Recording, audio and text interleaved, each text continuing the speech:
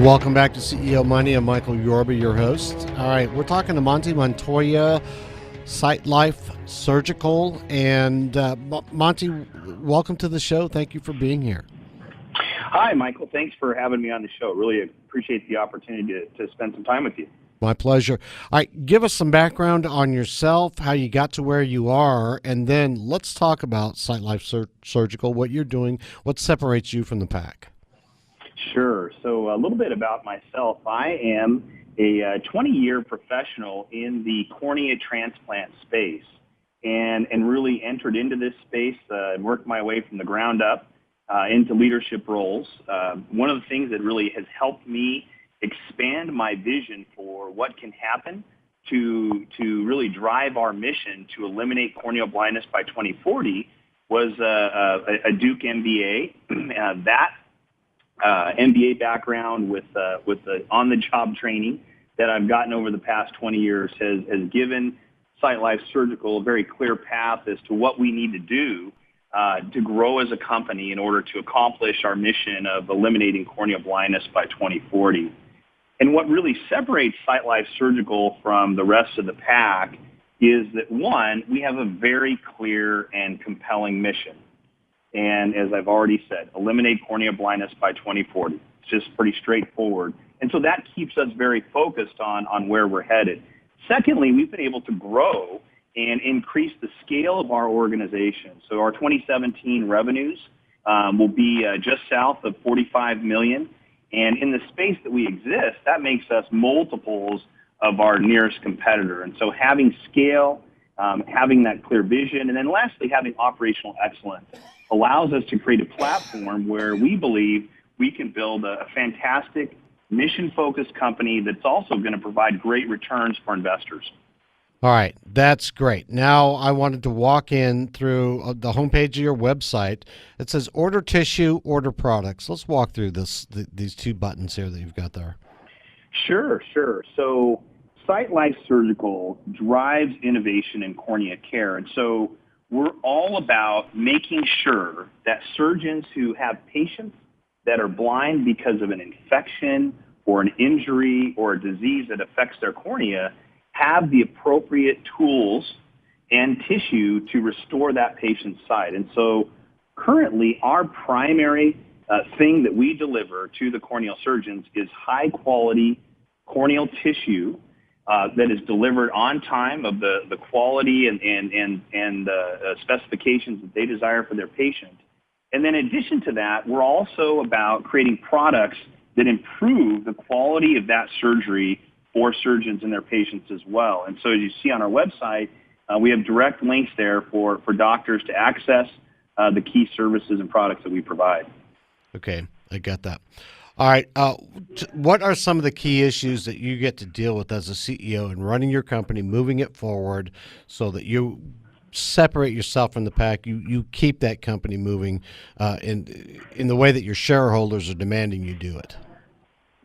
Yeah, well, I think there's, as any CEO, you have multifaceted challenges that are always facing you. And so at the core of what I do is really keeping the company focused on the vision and making sure that the culture is aligned. And the culture is aligned from the boardroom all the way to entry-level positions. And the stronger and the tighter the alignment of the organization, the more momentum we create for our organization to grow, which ultimately drives great returns for the investors. And so our core focus is really supporting corneal surgeons and their patients with a spectrum of services.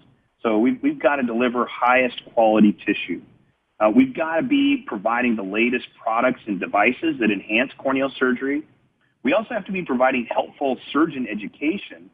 And then another key area, we have to be driving advocacy for patient access and reimbursement policies that make sure that the patients really do have the ability to benefit from the treatments that are out there.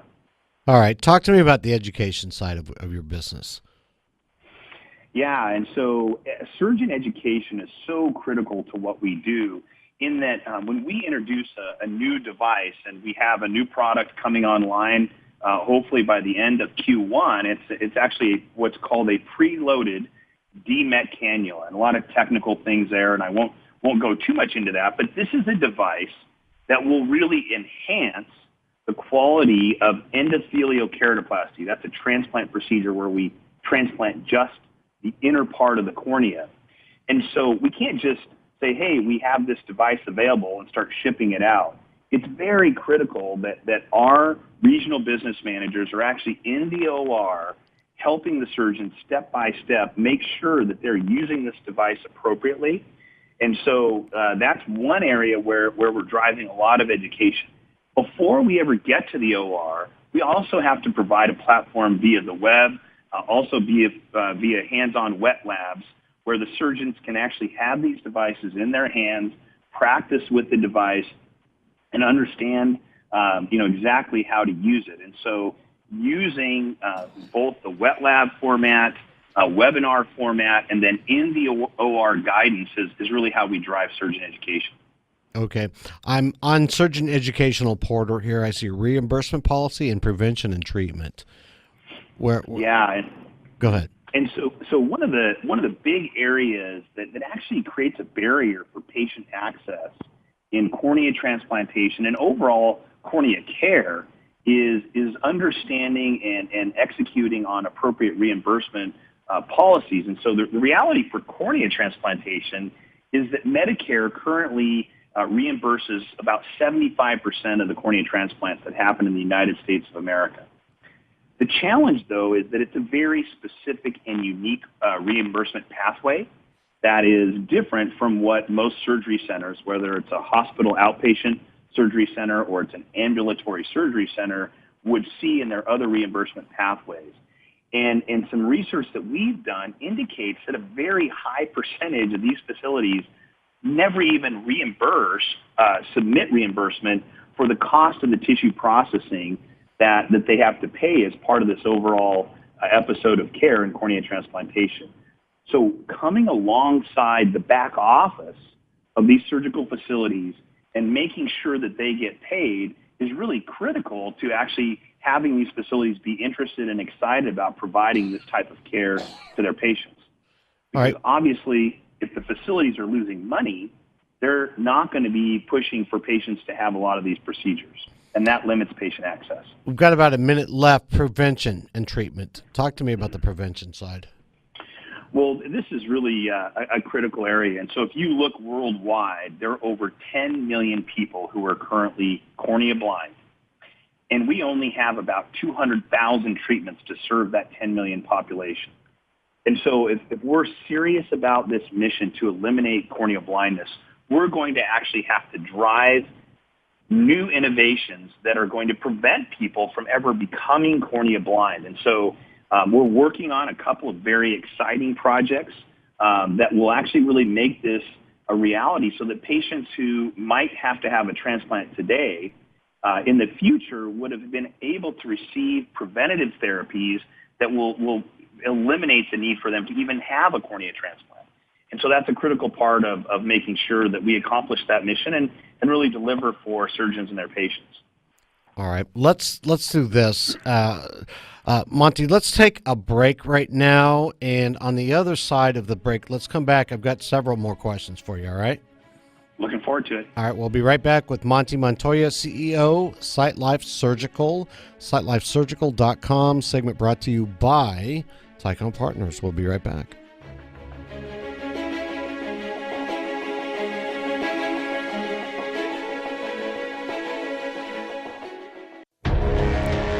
Welcome back to CEO Money. I'm Michael Yorba. We're talking with Monty Montoya, CEO, Sightlife Surgical. Monty, welcome back to the show. Thank you, Michael. My pleasure. Okay, I went into your other products tab on your website.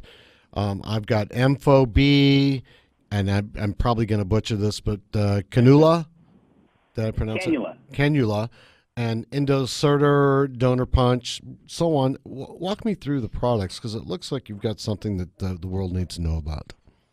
Yeah, well, absolutely. I think this is an area that the world needs to know about, both from a patient standpoint, but also an investor standpoint. I think we represent a really exciting investment opportunity. In fact, I'm calling you from the J.P. Morgan Healthcare Conference in San Francisco, where we're ramping up our Series B round. And so when you look at these products, one of the things that we believe we're going to be able to successfully do is drive innovation in the product area to really grow the size of the addressable market.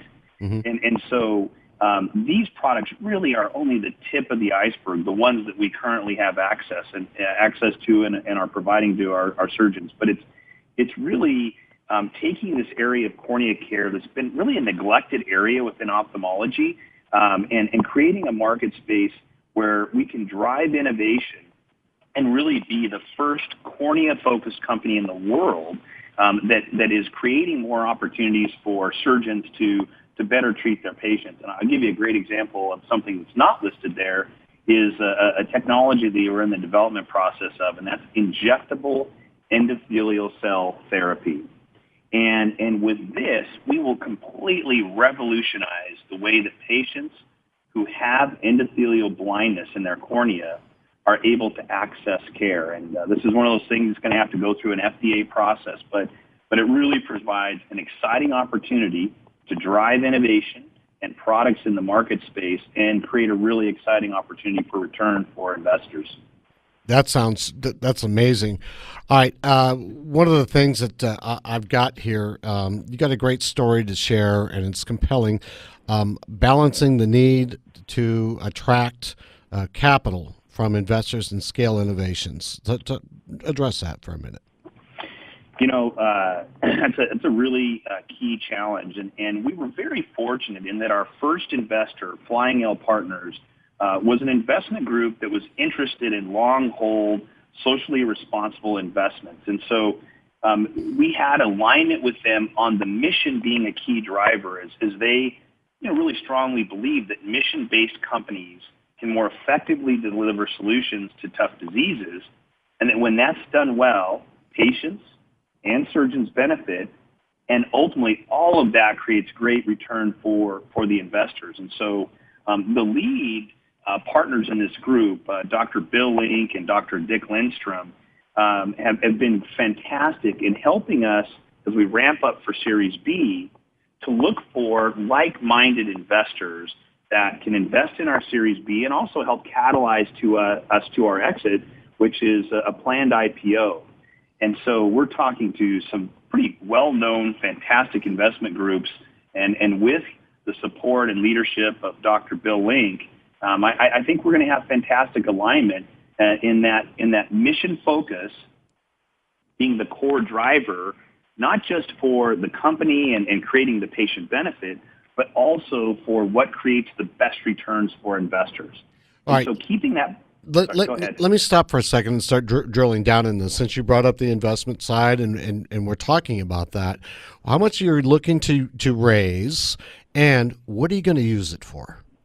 Yeah, great question. So right now we're just in early phases of planning for our Series B, but we're thinking it's going to be somewhere in the range of $25 to $35 million. Mm-hmm. And the intention is to use that money to really drive the innovation that we've been talking about. So getting this injectable endothelial cell product to the market, really accelerating our ability to consolidate the cornea transplant market space, and then really to continue to fund the operational excellence and improve the financial performance of the organization. So those are really the three key areas, with the majority of that Series B money going towards the innovation side and driving those select key products and technologies that will accelerate innovation and really grow the cornea market and the addressable market for Sightlife Surgical. Let's talk about the market for a second. You're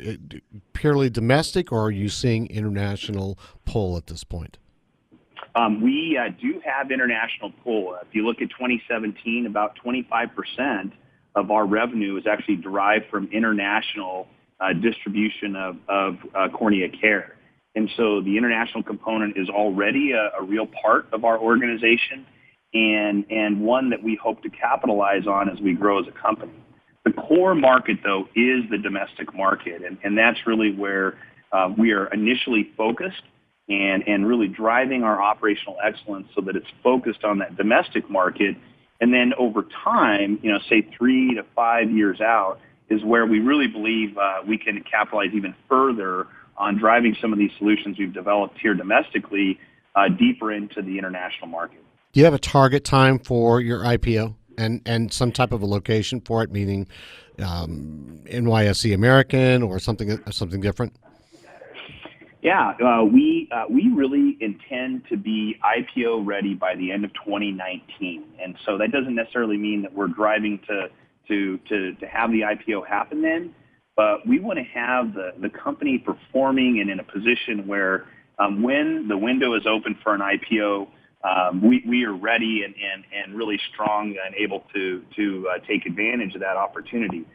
Personally, I think having Sightlife Surgical look at a 2020 IPO sounds kind of intriguing and interesting, and so in the back of my mind, I sort of hold that as a prime target for us to look for an IPO. But I think from a business standpoint, we want to be IPO ready by the end of 2019, and then see what opportunities present for the best time to actually drive forward for an IPO. Okay, Reg A plus or a traditional IPO?